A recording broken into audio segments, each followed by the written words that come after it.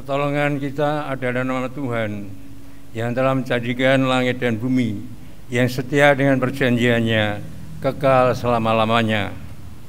Turunlah atas saudara anugerah dan sejahtera dari Allah Bapa dan Tuhan Yesus Kristus. Amin. Silakan duduk.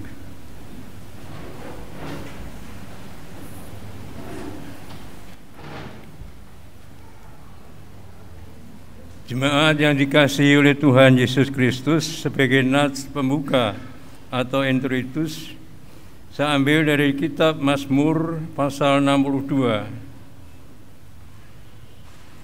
ayat yang 9. Percayalah kepadanya setiap waktu, hai umat, curahkanlah isi hatimu di hadapannya. Allah ialah tempat perlindungan kita. Mari kita memuji nama Tuhan dari Kidung Jemaat nomor 387, bait 1 dan bait 2.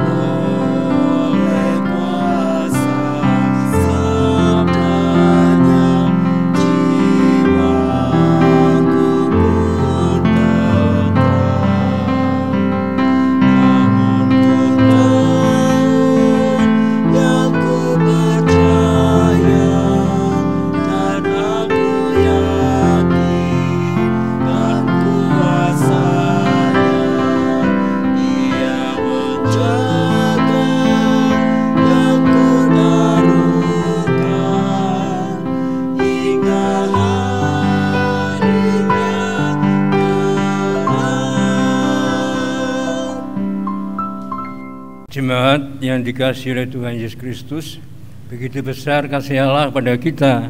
Pada pagi hari ini, saya dan saudara diperbolehkan untuk beribadah, dan Tuhan mengingatkan bagaimana perilaku kita hari lepas hari yang kemarin.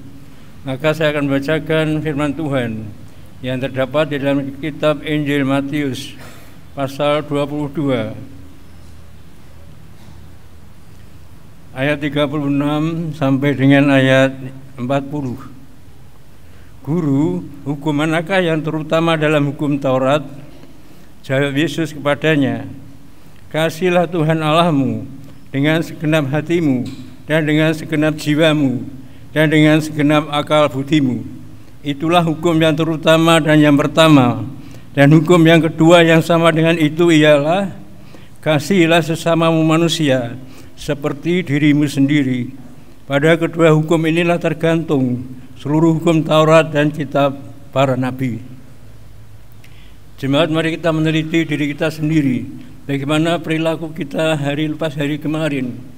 Mari kita bersama mengaku dosa dalam doa. Tuhan Yesus Kristus, terima kasih Tuhan, Engkau mengingatkan kami untuk senantiasa mengasihi Engkau dan mengasihi sesama kami.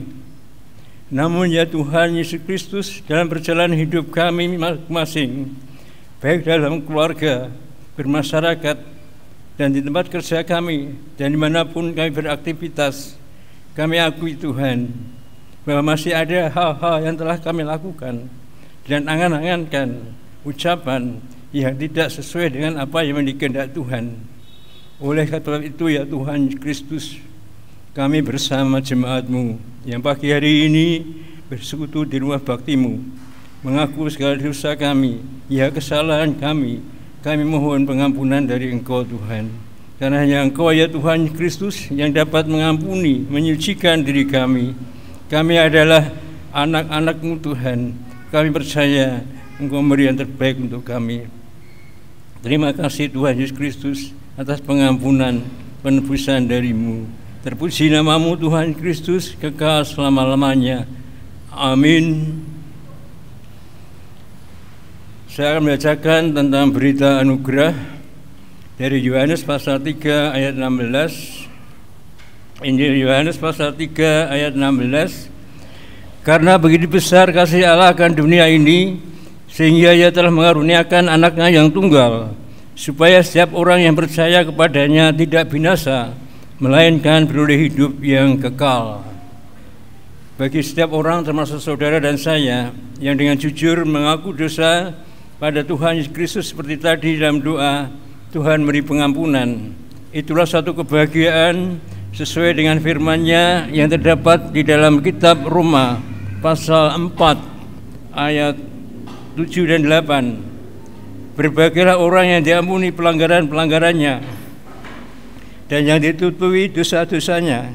Berbahagialah manusia yang kesalahannya tidak diperhitungkan Tuhan kepadanya. Saudara yang berbahagia dan saya, mari kita memuji nama Tuhan dari Kidung Jemaat nomor 39, bait yang pertama.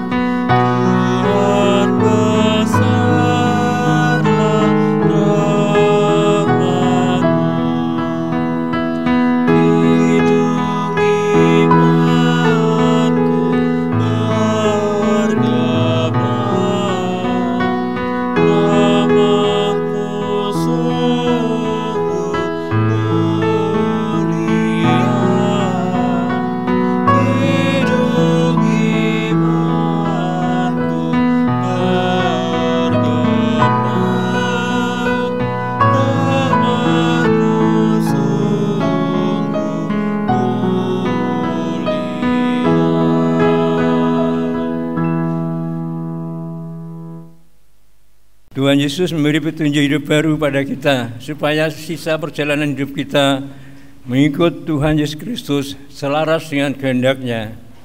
Saya ambil dari kitab Kolose pasal 3 ayat 12 sampai dengan ayat 17. Karena itu sebagai orang-orang pilihan Allah yang dikuduskan dan dikasihi-Nya, kenakanlah belas kasihan, kemurahan, kerendahan hati, kelemah lembutan, dan kesabaran. Sabarlah kamu seorang terhadap yang lain, dan ampunilah seorang akan yang lain apabila seorang menaruh dendam terhadap yang lain, sama seperti Tuhan telah mengampuni kamu.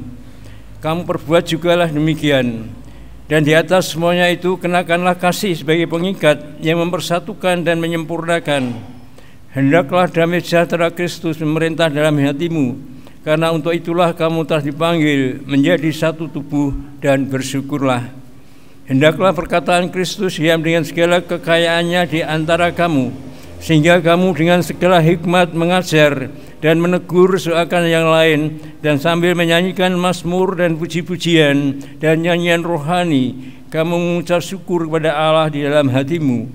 Dan segala sesuatu yang kamu melakukan dengan perkataan atau perbuatan, lakukanlah semuanya itu dalam nama Tuhan Yesus, sambil mengucap syukur oleh Dia kepada Allah Bapa kita. Saya persilakan saudara untuk bangkit berdiri. Mari kita bersama mengikrarkan pengakuan iman rasuli. Aku percaya kepada Allah Bapa yang Maha Kuasa, Khalik langit dan bumi, dan kepada Yesus Kristus anaknya yang tunggal Tuhan kita, yang dikandung daripada Roh Kudus, lahir dari anak darah Maria, yang menderita di bawah pemerintahan Pontius Pilatus, disalibkan, mati dan dikuburkan, turun ke dalam kerajaan maut. Pada hari yang ketiga, bangkit pula dari antara orang mati, naik ke surga, duduk di sebelah kanan Allah Bapa yang Maha Kuasa, dan akan datang dari sana untuk menghakimi orang yang hidup dan yang mati. Aku percaya kepada Roh Kudus, gereja yang kudus dan am, persekutuan orang kudus, pengampunan dosa, bangkitan daging, dan hidup yang kekal. Nyanyian rohani nomor 243, bait yang pertama.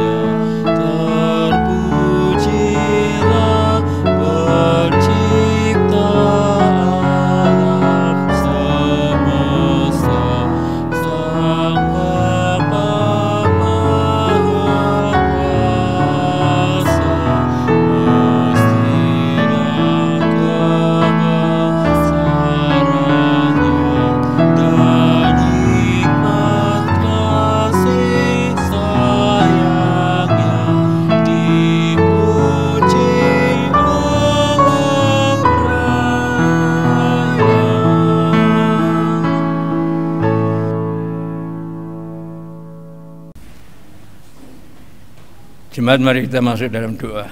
Mari kita berdoa.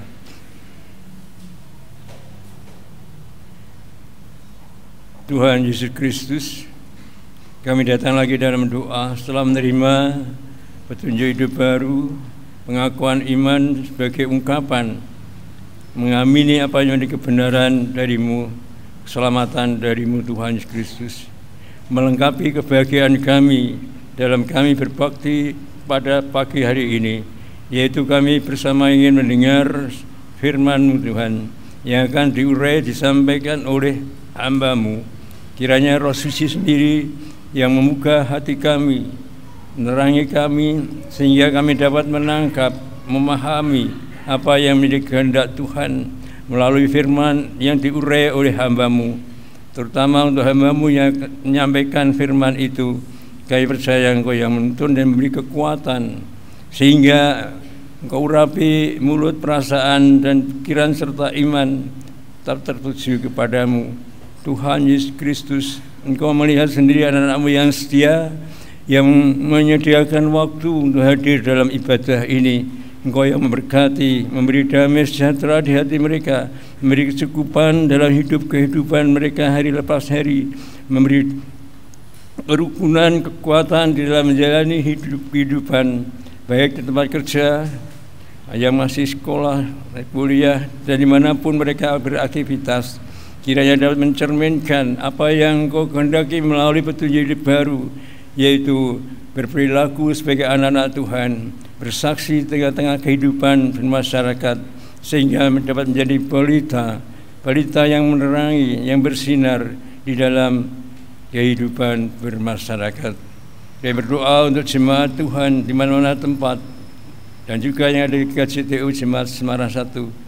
Tuhan yang memiliki jemaat itu, Tuhan, mulai hamba-hambamu yang Kau panggil untuk ikut mengembalakan, untuk ikut bersama-sama memuliakan nama Tuhan, bersaksi dalam kehidupan berjemaah. Tuhan yang berkati jemaat Tuhan, apa yang menjadi harap jemaat Tuhan, kami mohon Tuhan sendiri yang memberi yang terbaik. Juga untuk GCTU Jemaat Semarang 1 di dalam majelis dan warga jemaat yang inginkan untuk mendapatkan gembala sidang atau untuk mendapatkan pamonging pasamuan, ya Tuhan berkati bisa lancar ke semuanya, terutama majelis jemaat-Mu ya Tuhan, dapat mengelola dengan baik, mengembalakan dengan baik, dan juga mengatur dengan baik sesuai dengan kehendak Tuhan, jemaat Tuhan. Tuhan Kristus, kami juga berdoa untuk negeri tercinta Indonesia ini, Tuhan yang melindungi. Kami berdoa untuk saudara-saudara kami yang terkena musibah akibat bencana alam ataupun hal-hal lain, sehingga mereka merasa sedih. Kami berdoa Tuhan memberi penghiburan, kekuatan pada mereka. Dan pada saudara kami yang ikut dalam aksi kemanusiaan untuk membantu menolong mereka, Tuhan beri kekuatan, sehat, dan juga kecakapan, jauhkan dari hal-hal yang tidak baik. Tuhan Yesus Kristus, semua dan kesemuanya itu yang belum kami ungkap dan yang sudah kami ungkap, Tuhan sendiri yang memberkati. Terpuji nama-Mu Tuhan Yesus Kristus kekal selama-lamanya. Amin. Mari kita memuji nama Tuhan dari Kidung Jemaat nomor 287B, B1, 2, dan 3. Jemaat dapat mempersembahkan persembahan.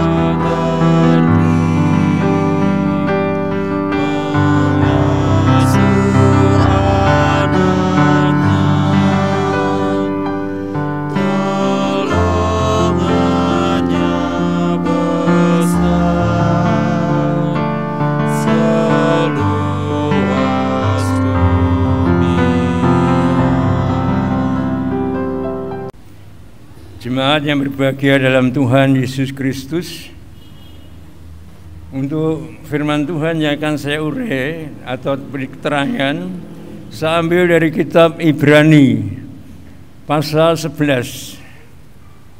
Kitab Ibrani pasal 11 ayat 1 sampai 12. Iman adalah dasar dari segala sesuatu yang kita harapkan dan bukti dari segala sesuatu yang tidak kita lihat. Sebab oleh imanlah telah diberikan kesaksian kepada nenek moyang kita. Karena iman kita mengerti bahwa alam semesta telah dijadikan oleh firman Allah, sehingga apa yang kita lihat telah terjadi dari apa yang tidak dapat kita lihat. Karena iman, Habil telah mempersembahkan kepada Allah kurban yang lebih baik daripada kurban Kain. Dengan jalan itu, ia memperoleh kesaksian kepadanya bahwa ia benar, karena Allah berkenan akan persembahannya itu, dan karena iman, ia masih berbicara sesudah ia mati. Karena iman, Henokh terangkat supaya ia tidak mengalami kematian, dan ia tidak ditemukan karena Allah telah mengangkatnya.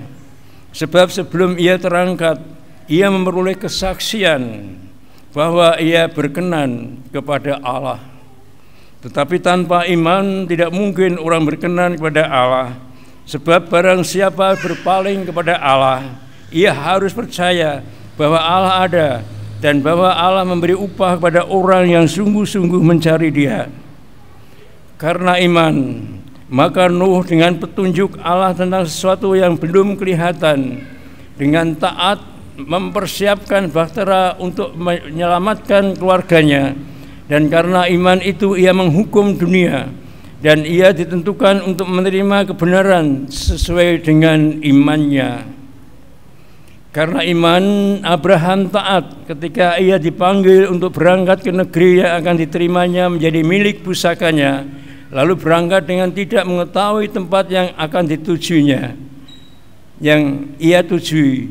Karena iman, ia diam di tanah yang dijanjikan itu seolah-olah di suatu tanah asing, dan di situ ia tinggal di kemah dengan Ishak dan Yakub yang turut menjadi ahli waris janji yang satu itu. Sebab ia menanti-nantikan kota yang mempunyai dasar, yang direncanakan dan dibangun oleh Allah.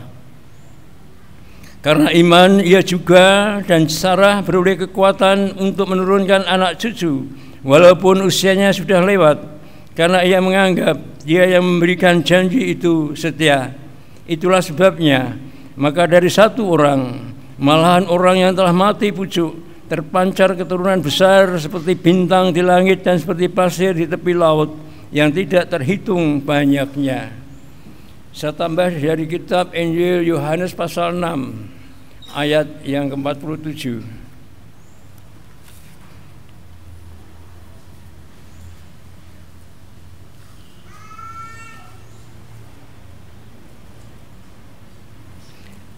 Barang siapa, ayat ke-47, sama seperti Bapa yang hidup mengutus aku, dan 47. Maka kata Yesus kepada ke-12 muridnya, apakah yang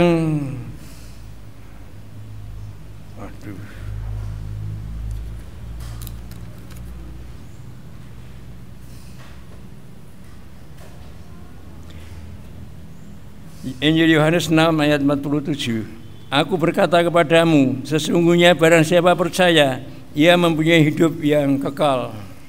Berbahagialah setiap orang yang mendengar firman Tuhan dan memeliharanya dalam hatinya dan hidup kehidupannya. Saudara yang kasih Tuhan Yesus Kristus, tentu saudara tidak keberatan kalau saya sebut saudara adalah orang-orang beriman.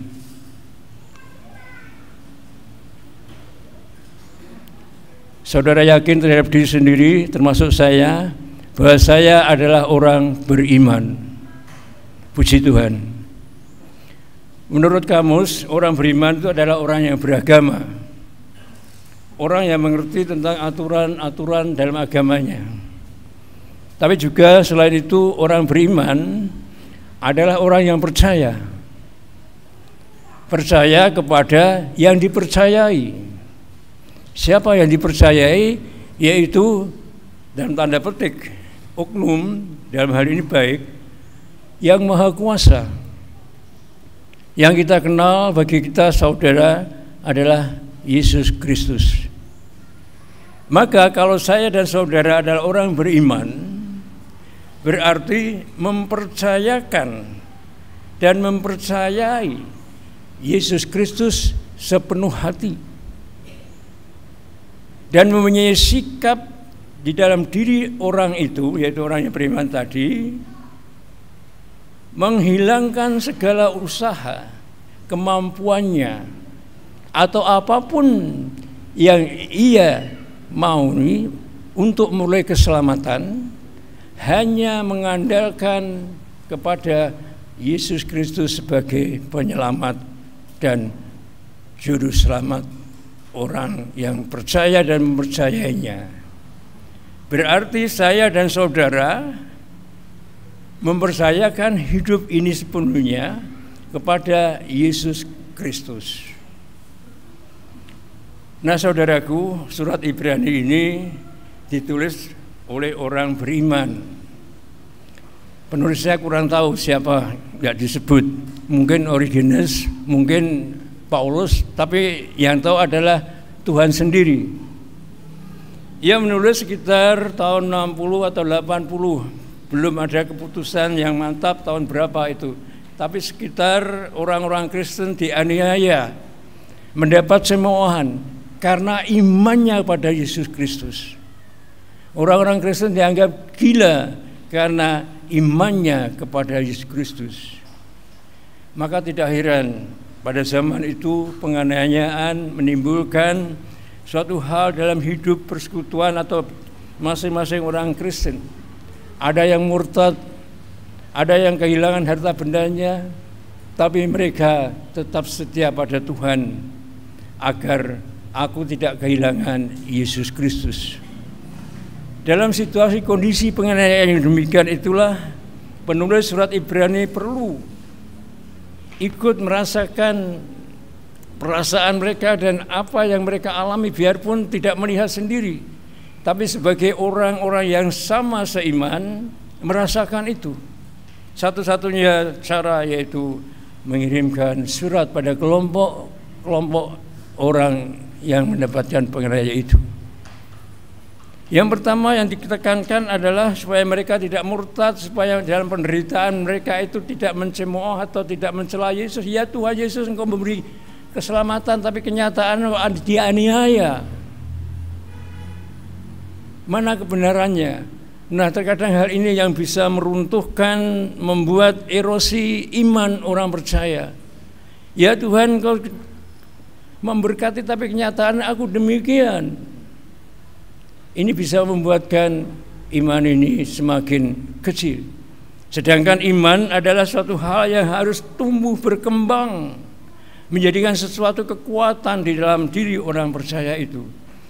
Maka penulis surat Ibrani memberi suatu hal yang indah, yaitu tentang iman. Saya berbicara, menyampaikan firman Tuhan di depan orang-orang beriman, termasuk diri saya. Iman adalah dasar dari segala sesuatu yang tidak kita harapkan dan bukti dari segala sesuatu yang tidak kita lihat.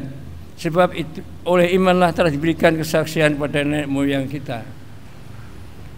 Iman dalam diri orang percaya menurut penulis Ibrani adalah suatu karunia yang diberikan oleh Tuhan kepada manusia, setiap manusia, asal orang itu mau mengamini, termasuk saudara dan saya. Waktu ada berkat Tuhan, karunia Tuhan, kamu percaya pada Yesus Kristus, percaya. Nah, disitulah berkat Tuhan, karunia Tuhan menghampiri diri kita, sehingga saya dan saudara sampai saat ini masih percaya pada Yesus Kristus. Kemudian karena iman aku mengerti bahwa alam semesta telah dijadikan oleh firman Allah, sehingga apa yang kita lihat telah menjadi dari apa yang tidak dapat kita lihat. Saudara, pada waktu dulu banyak dewa-dewa atau ilah-ilah yang dibuat oleh manusia. Ada ilah angin, ada dewa ini, yang semua itu ditakuti manusia.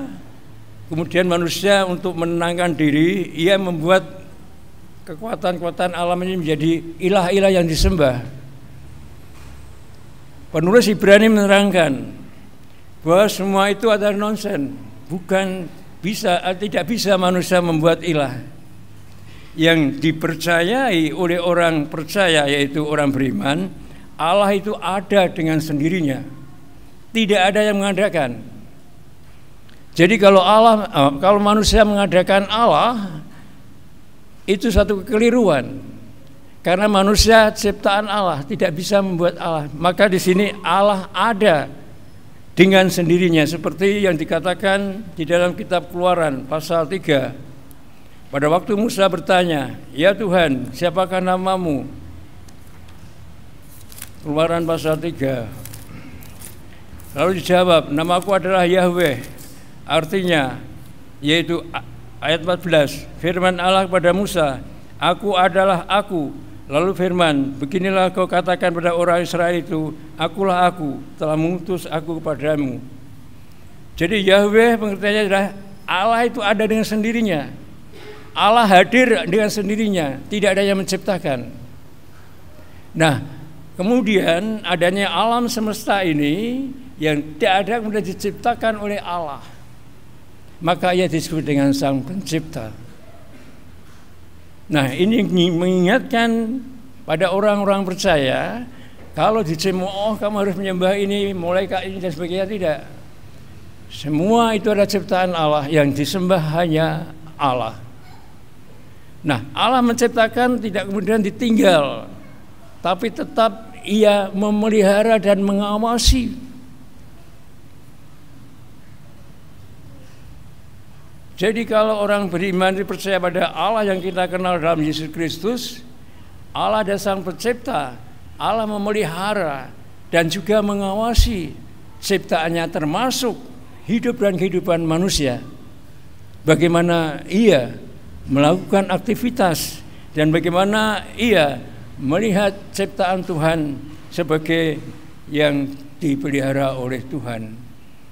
Saudaraku, dalam pengenalan pada Yesus, penulis surat Ibrani dengan tepat sekali melukiskan atau menulisnya di dalam pasal 1 ayat 1 sampai dengan ayat yang keempat. Saya ambil yaitu ayat yang ketiga. Ia adalah cahaya kemuliaan Allah dan gambar wujud Allah, dan menumpang segala yang ada dengan firman-Nya, ya penuh dengan kekuasaan. Dan setelah ia selesai mengadakan penyucian dosa, ia duduk di sebelah kanan Allah yang Maha Besar, di tempat yang tinggi, jauh lebih tinggi daripada malaikat-malaikat, sama seperti nama yang dikaruniakan kepadanya, jauh lebih indah daripada nama mereka. Nah, itulah saudaraku, begitu besar Allah memberikan ciptaannya. Dan Allah dalam tanda petik memanggil manusia untuk ikut memelihara alam semesta ini. Tapi ternyata manusia berbuat dosa, alam dirusak oleh manusia sendiri sehingga menghukum dirinya sendiri. Saudara yang dikasihi oleh Tuhan Yesus Kristus, mana apa yang dapat kita ambil dari firman pasal Ibrani pasal 11 ayat 3 ini? Bahwa Tuhan memberkati saya dan saudara. Ada suatu hal yang indah, maka kiranya berkat itu jangan disia-siakan atau dihambur-hamburkan, tapi harus dengan pertanggungjawaban di hadapan Tuhan. Berkat itu adalah suatu pinjaman dari Tuhan yang harus dikelola dengan baik dan sebagaimana mestinya, sehingga dapat digunakan dan berguna untuk hidup kehidupan. Tuhan mengawasi. Artinya ikut campur tangan dalam kehidupan orang beriman. Kalau orang beriman ini mau ke sana diingatkan, tinggal ia mau atau tidak. Maka surat Ibrani kemudian memberikan hal yang indah agar orang beriman tidak jatuh di dalam kehidupan yang tidak sesuai dengan kehendak Allah. Yang pertama, contoh yaitu iman Habil. Ada dalam Kejadian pasal 5. Iman Habil telah mempersembahkan kepada Allah kurban yang lebih baik daripada kurban Kain. Dengan jalan itu yang memberi kesaksian kepadanya bahwa ia benar karena Allah berkenan akan persembahannya itu. Yang dipersembahkan Habil ialah anak domba, darah. Bagi masyarakat Ibrani, darah adalah suatu kehidupan. Dan Habil memberikan suatu hal yang indah dalam hidupnya ini, bagi Tuhan, yaitu mempersembahkan anak domba dengan memotong dan darahnya itu bagi Tuhan. Suatu lambang bahwa hidupnya itu ada milik Tuhan dan bagi Tuhan dan kembali pada Tuhan. Makna apa yang dapat kita ambil dari sini? Mengapa Habil diterima? Karena ia mempersembahkan dengan rela hati. Sedangkan Kain masih ada rasa iri hati. Nah, ini yang dibenci oleh Allah. Iri hati ini yang dibenci oleh Allah. Dan tidak ada tempat di mata Allah tentang iri hati. Karena iri hati dapat menimbulkan sesuatu hal yang membunuh. Dan betul Kain membunuh Habil. Tapi kerelaan menjadikan orang mewujudkan kasih. Habil rela memberikan untuk Tuhan karena ia sadar bahwa apa yang ia miliki termasuk hidup ini adalah milik Tuhan. Saudaraku, penulis ini menerangkan juga Tuhan Allah dalam tanda petik merelakan anaknya menjadi korban persembahan untuk menebus dosa manusia, termasuk dosaku, dosa saudara ditebus oleh Yesus Kristus dengan pengorbanannya. Tuhan rela itu. Demi apa? Demi anak-anak Tuhan selamat dan mendapatkan damai sejahtera. Nah, itu perlu dimiliki oleh orang beriman termasuk saya dan saudara, yaitu rela melakukan segala sesuatu, baik dalam kehidupan di rumah tangga, dalam kehidupan berjemaah, di masyarakat apapun, dengan kerelaan ada ketulusan hati. Dari ketulusan hati menyenangi apa yang ia lakukan. Dari kesenangan itu timbul suatu hal yang indah dalam pikiran, perasaan, ada damai, tidak ada suatu paksaan. Jadi yang pertama yaitu kerelaan dalam menjalani hidup. Maka Rasul Paulus dalam Roma pasal 12, persembahkanlah hidupmu sebagai ibadah yang sejati bagi Tuhan. Yang kedua yaitu tentang Henokh. Karena iman Henokh terangkat supaya ia tidak mengalami kematian. Ia tidak ditemukan karena Allah telah mengangkatnya. Sebab ia sebelum terangkat ia memperoleh kesaksian bahwa ia berkenan pada Allah. Ada 3 yang tidak kelihatan mayatnya, yaitu Henokh, Nabi Eli naik kereta kemudian terangkat, Musa di Gunung Nebo tidak kelihatan mayatnya. Dan yang bangkit itu hanya satu, yaitu Yesus Kristus. Nah, di sini Henokh ada dalam kitab Kejadian. Henokh adalah berkenan pada Allah. Karena apa? Karena ia akrab dengan Allah. Penulis surat ini tidak mempersoalkan tentang bagaimana cara mati itu, tapi yang dipersoalkan adalah bagaimana kamu akrab dengan Allah, sehingga pada akhirnya kamu bisa bersama dengan Allah di tempat yang telah disediakan. Sekaligus penulis ini menolak filsafat-filsafat bahwa mati itulah akhir dari segala sesuatu, sehingga tidak ada lagi kehidupan setelah mati. Maka marilah kita berfoya-foya, hidup ini adalah untuk kesenangan. Setelah mati ya sudah mati, tidak ada lagi. Tapi kesaksian Alkitab bahwa masih ada kehidupan. Kehidupan yang diharapkan oleh beriman. Saya dan saudara tentu mengharapkan kehidupan setelah kita meninggalkan dunia ini, yaitu surga.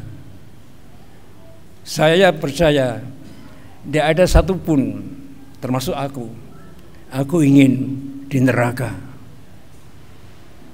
Tapi surga, saya sendiri tidak tahu bagaimana surga itu keadaannya, bagaimana surga ini demikian. Tapi aku yakin bahwa Tuhan yang menyediakan tempat itu ada indah bersama dengan Dia. Maka Yesus katakan, hei, jangan kamu khawatir, aku pergi, aku menyediakan tempat, di rumah Bapakku banyak tempat. maka orang Kristen meninggal bukan berduka cita, tapi selamat pulang ke rumah Bapa. Saudaraku, untuk mencapai hal yang demikian itu, keakraban dengan yang kita percayai, yang dipercayai itu perlu sekali. Keakraban mendekatkan kerinduan. Kerinduan untuk apa? Yaitu selalu dekat dengan Tuhan. Kerinduan pada yang Maha Kuasa, sehingga hidup ini ada suatu semangat bahwa aku beraktivitas ini untuk menuju ke kekekalan, yaitu bersama dengan Bapa. Saudara, yang kedua yaitu keakraban bersama dengan Tuhan. Yesus sendiri mengatakan, aku melakukan ini karena Bapa. Rasul Paulus juga mengatakan, bukan aku yang hidup, tapi Kristus yang hidup di dalam diriku. Dan mati itu adalah satu keuntungan karena aku bersama dengan Kristus. Tapi kalau aku masih hidup, maka aku harus melakukan apa yang dikehendaki oleh Kristus. Saudaraku yang dikasihi oleh Tuhan Yesus Kristus, itulah iman orang beriman. Yang kedua yaitu keakraban. Seperti saudara sendiri, beribadah ini ada suatu keakraban untuk bersama dengan Tuhan dan jemaatnya. Yang ketiga, Nuh. Karena iman maka Nuh dengan petunjuk Allah tentang sesuatu yang belum kelihatan, dengan taat mempersiapkan bahtera untuk menyelamatkan keluarganya, dan karena iman itu ia menghukum dunia dan ia ditentukan untuk menerima kebenaran sesuai dengan imannya. Saudaraku, apakah yang ditunjukkan oleh penulis surat Ibrani tentang saksi iman yang ketiga, yaitu Nuh? Ceritanya terdapat di dalam kitab Kejadian pasal 6 sampai pasal berapa itu? Pasal 9. Nuh adalah orang yang benar, orang yang selalu peka terhadap apa yang dikehendaki oleh Tuhan. Pada waktu itu Nuh dicemooh, hei kamu orang percaya itu malah begitu keadaanmu. Tapi Nuh tetap peka dengan suara Tuhan, suara yang memberikan penghiburan, suara yang memberikan kekuatan, suara yang memberikan suatu dorongan semangat untuk menjalani hidup. Dan Nuh betul-betul taat. Pada suatu saat ia menerima suara Tuhan bahwa akan terjadi bencana banjir yang besar yang akan menenggelamkan. Nuh, kamu harus membuat perahu. Nah, di sini saudara indahnya, sebelum sesuatu terjadi seperti iman yang dikatakan tadi, Tuhan memberikan petunjuk. Nah, bagaimana menangkap petunjuk itu supaya memperoleh satu keselamatan? Di sini perlu kepekaan, kepedulian tentang suara Tuhan. Kepedulian, kepekaan ini bisa digali melalui bagaimana orang itu senantiasa suara Tuhan dalam dirinya. Nuh tidak membantah, bagaimana Tuhan, di padang gurun yang demikian kok ada banjir. Karena ketaatan, bahwa Tuhan tidak pernah memberikan suatu kekecewaan dalam hidup ini. Ya mungkin saya kecewa, Tuhan berilah kesembuhan pada kakiku supaya aku bisa berjalan ini. Tapi sampai saat ini masih tertatih-tatih. Secara manusiawi aku kecewa Tuhan, tapi tidak boleh itu. Tuhan memberikan aku demikian, memberikan suatu semangat, masih tetap kuat, masih bisa melayani Tuhan, biarpun ditolong dan sebagainya. Puji Tuhan. Tapi kalau aku mengatakan kecewa Tuhan aku padamu Tuhan, kalau tidak memberi ini, maka imanku semakin melorot dan sakitku semakin parah mungkin. Karena apa? Pikiranku yang tidak benar.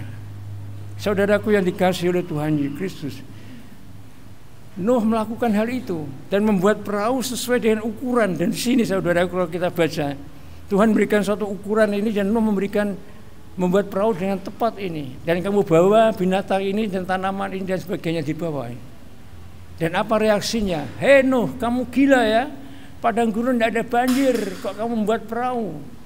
Memang orang beriman itu orang yang gila dalam tanda petik. Tapi Nuh abai semua itu. Yang benar hanya suara Tuhan. Dan terjadilah apa yang terjadi, yaitu banjir besar. Di sini bukan masalah itu. Yang ditekankan di sini adalah kepedulian, kepekaan orang beriman terhadap firman Tuhan. Dan firman itu akhirnya menghukum mereka sendiri. Yang menghukum bukan orang itu, tapi orang itu dihukum oleh apa yang ia katakan sendiri, yang semula mencemooh, tapi kemudian menjadikan bumerang, ia dicemooh. Ini adalah orang yang percaya. Maka Yesus katakan, kalau kamu ditampar pipimu yang kiri, berikan yang kanan. Tapi bagi orang yang tidak percaya, orang itu akan mudar, akan mati. Bagi orang beriman tidak, itulah kasih. Yang keempat, yang terakhir, Abraham. Karena iman Abraham taat. Yang kedua, karena yaitu Sarah. Karena iman ia juga dan Sarah beroleh kekuatan untuk menurunkan anak cucu. Abraham dan Sarah sudah usia lanjut, 15, 100, tidak mungkin punya anak. Saudaraku, waktu itu Abraham, nama kecilnya Abraham kemudian jadi Abraham, ada di Haran, pindah dari Ur Kasdim, pindah ke Haran, diminta oleh Tuhan pindah ke Haran. Dan keluarga Abraham ini sudah kaya, punya, ya kalau sekarang mobil, kalau dulu punya unta, punya domba, punya harta yang kaya, dan punya tanah dan sebagainya. Tapi pada suatu saat diminta oleh Tuhan, hei Abraham, apa Tuhan? Kamu tinggalkan semua itu, pindah ke suatu negeri yang akan saya tunjuk. Bagaimana dengan harta ini? Tinggalkan semua, pergi. Tinggalkan Haran, pergi ke tempat Kanaan.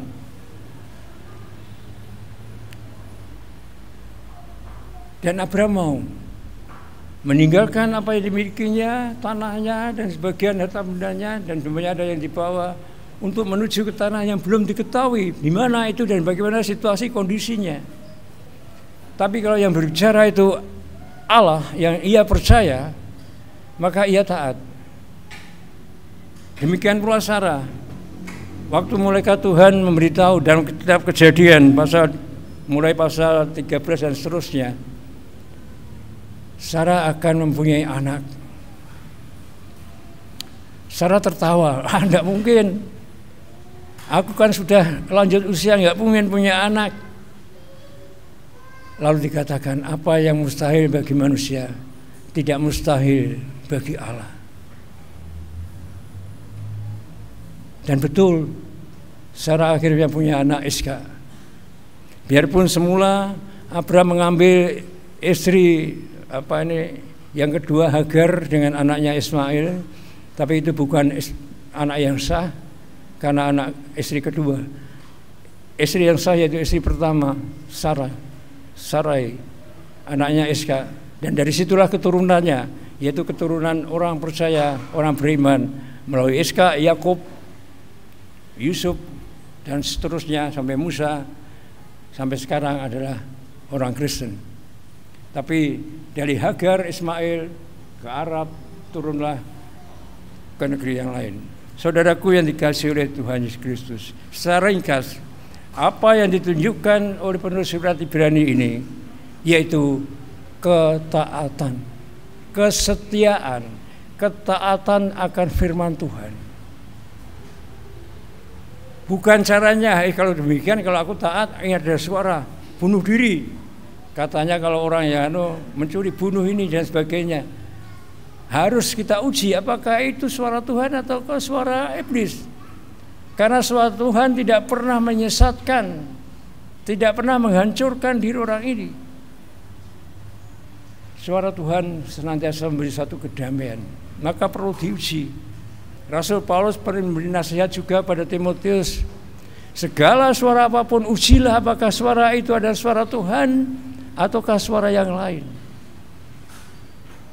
Nah saudaraku, ada juga yang mengatakan, kamu mimpilah, mimpi mempunyai mobil, nanti kan bisa mempunyai mobil. mimpi mempunyai ini, kamu nanti. Ini teologi mimpi. Di dalam firman Tuhan tidak ada teologi mimpi. Teologi yang ada bagaimana firman itu memberi petunjuk pada manusia untuk melakukan sesuatu dalam aktivitasnya sesuai dengan apa yang diberikan oleh Tuhan sebagai karunia. Saudara yang dikasihi oleh Tuhan Yesus Kristus, Abraham meninggalkan dan menuju ini. Ia tidak khawatir bagaimana keadaannya nanti, biarpun ia tidak bisa melihat, tapi yakin dengan keyakinan yang ada bahwa Tuhan akan beri yang terbaik. Biarpun akhirnya ia meninggal di suatu di satu pohon mamre, belum sampai tanah yang dijanjikan, tapi anak cucunya sampai ke sana. Saudara yang dikasihi oleh Tuhan Yesus Kristus, yang keempat menurut iman ini adalah kesetiaan. Kesetiaan, ketaatan memang penting sekali, sebab hidup ini adalah perlu ketaatan. Kesetiaan, setia menjalani hidup, setia sebagai orang beriman, setia sebagai suami istri, setia sebagai apa jabatannya, setia terhadap apapun. Dengan kesetiaan ia bisa mewujudkan apa yang menjadi pribadinya dalam hidup kehidupan ini, apalagi kesetiaan pada Tuhan. Yang terakhir yaitu perjanjian. Allah senantiasa memberi janji, dan janji ini adalah suatu kekuatan di dalam orang beraktivitas, karena janji ini mendorong pada apa yang dijanjikan Allah. Satu janji Allah yaitu hidup yang kekal. Di dalam kitab Yohanes tadi, Injil Yohanes pasal 6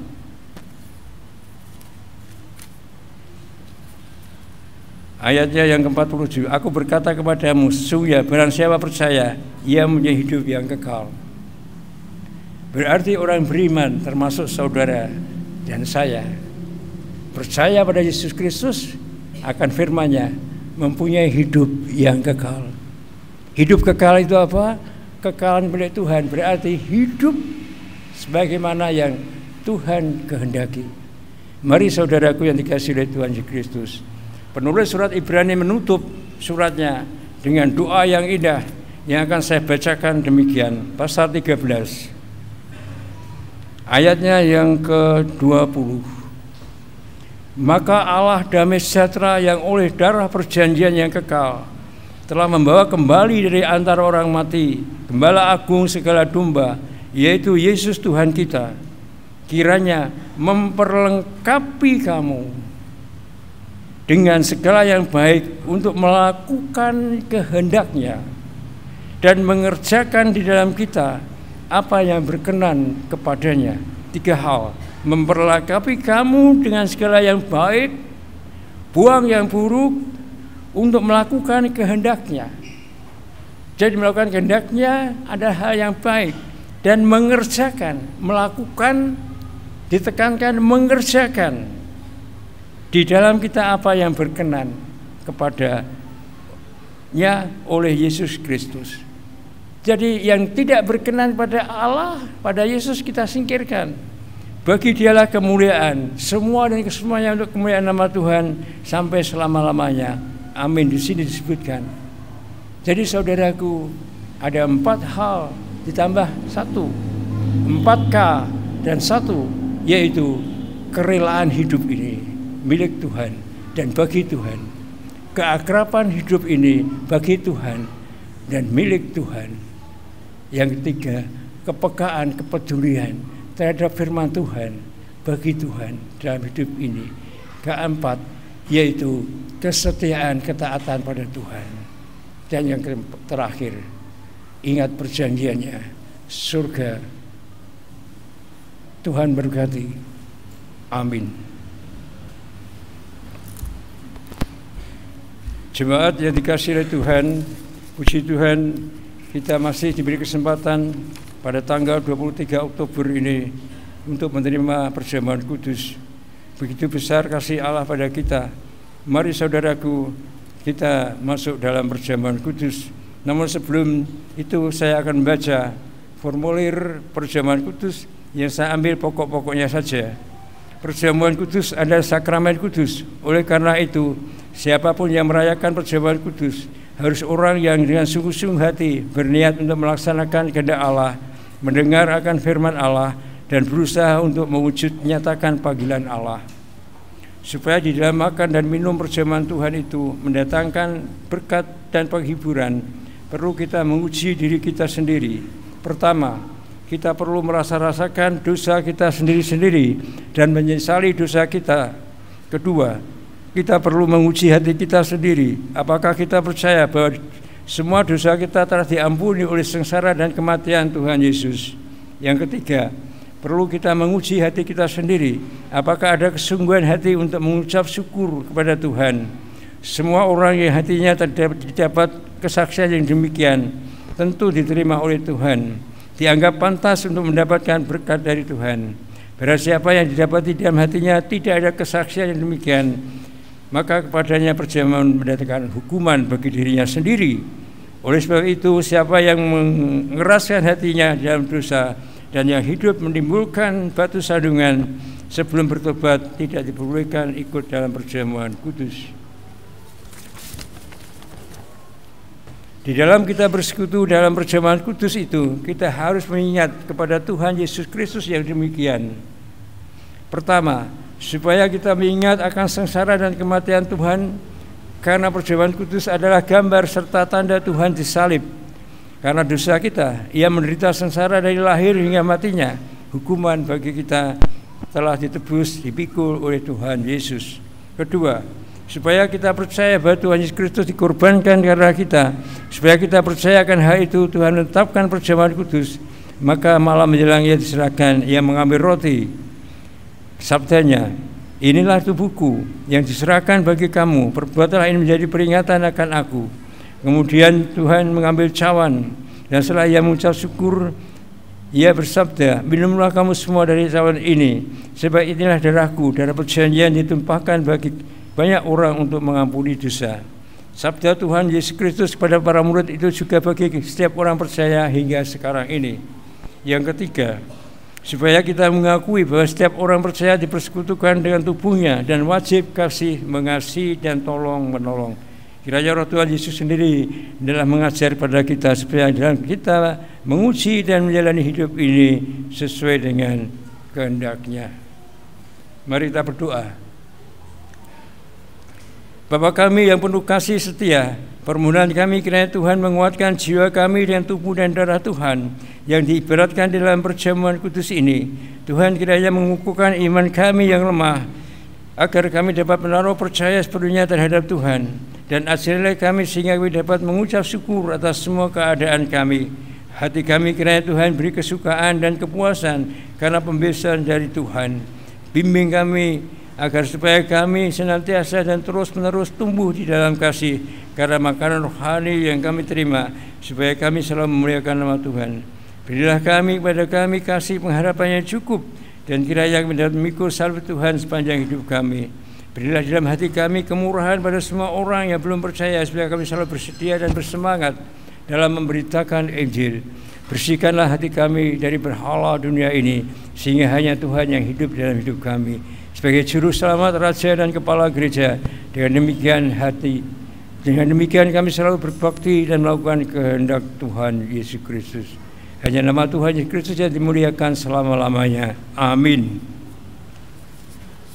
Jemaat, mari kita maju ke meja Tuhan dan kami bersama memuji nama Tuhan dari Kidung Jemaat nomor 358 bait 1 dan 2. Namun sebelumnya ada tamu, yaitu Ibu Sri Suwartini dari GKJ Jogja Wirobrajan. Saya persilakan Ibu Sri Suwartini untuk berdiri di tempat. Terima kasih Ibu ikut perjamuan kudus, Tuhan berkati. Silakan duduk. Mari kita memuji nama Tuhan dari Kidung Jemaat nomor 358 bait 1 dan 2.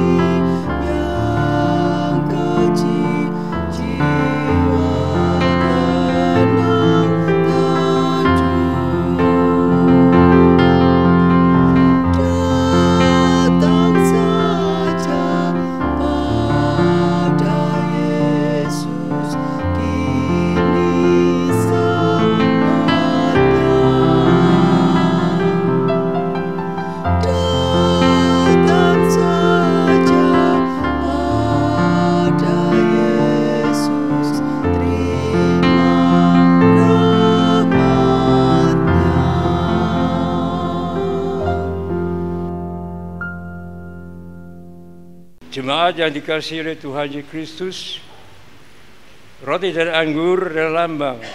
Roti saya pecahkan jadilah peringatan bagi kamu bahwa tubuh Yesus Kristus telah dikorbankan untuk menebus dosa-dosa kita, dan kita telah dipersekutukan dalam tubuhnya yang kekal. Terimalah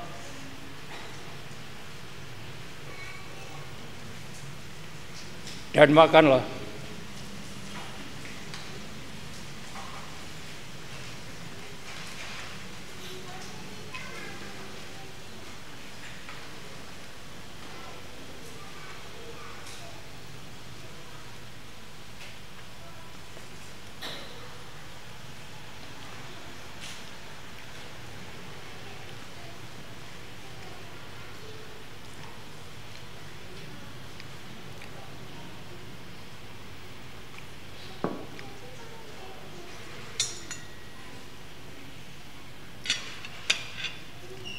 Selanjutnya, inilah cawan perjanjian. Jadikanlah peringatan bagi kamu bahwa darah Kristus telah dicurahkan untuk menyucikan dosa-dosa kita, dan kita telah dipersekutukan dalam hidup Tuhan yang kekal. Terimalah.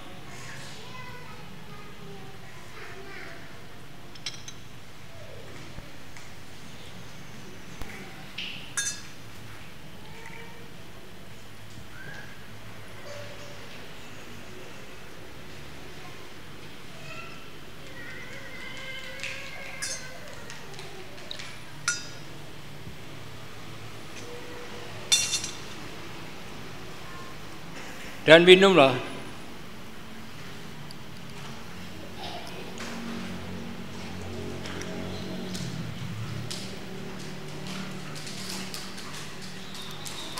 Mari kita berdoa.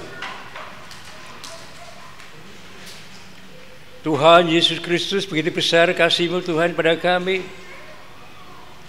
Kami boleh menerima berkat-Mu melalui perjamuan kudus yang mempersekutukan kami kembali, mengingatkan kembali bagaimana pengorbanan-Mu Tuhan. Kami rasakan Tuhan, begitu Engkau mengasihi kami. Oh Tuhan Yesus Kristus, biarlah aliran darah-Mu Tuhan Kristus mengalir melalui Roh Kudus-Mu dalam kehidupan kami, sehingga kami juga dapat seperti yang Kau hendaki, yaitu mencerminkan apa yang menjadi kehendak-Mu, berkenan kepada-Mu, melakukan aktivitas sesuai dengan kehendak-Mu, mengerjakan dan menjalani apa yang jadi kehendak-Mu yang berkenan kepada-Mu. Semua yang kita jalani ya Tuhan Kristus, tuntunlah agar tetap berkenan kepada Tuhan. Semakin kami rela dalam menjalani hidup ini, karena hidup adalah ibadah padamu dalam kami menjalani kehidupan ini. Semakin akrab kami dengan Engkau ya Tuhan Kristus, demikian pula dalam kehidupan kami masing-masing dalam kami beraktivitas. Semakin peka dan peduli kami dalam mendengar suara Tuhan, tidak hanya mendengar tapi setia dan melakukan apa yang kehendak Tuhan, sehingga apa yang kami lakukan berkenan sesuai dengan kehendak-Mu Tuhan. Semua dan kesemua itu kehendak-Mu yang jadi atas kami. Amin. Silakan mundur dari meja Tuhan.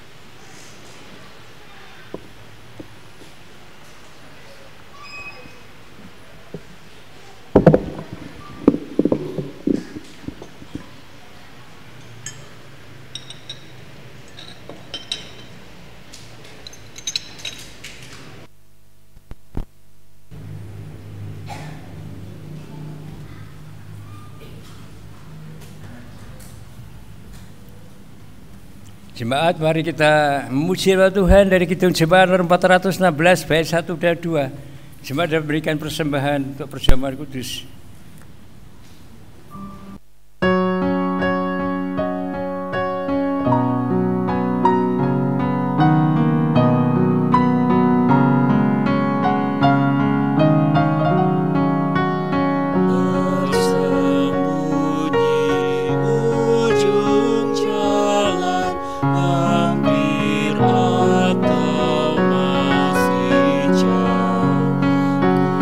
Bimbing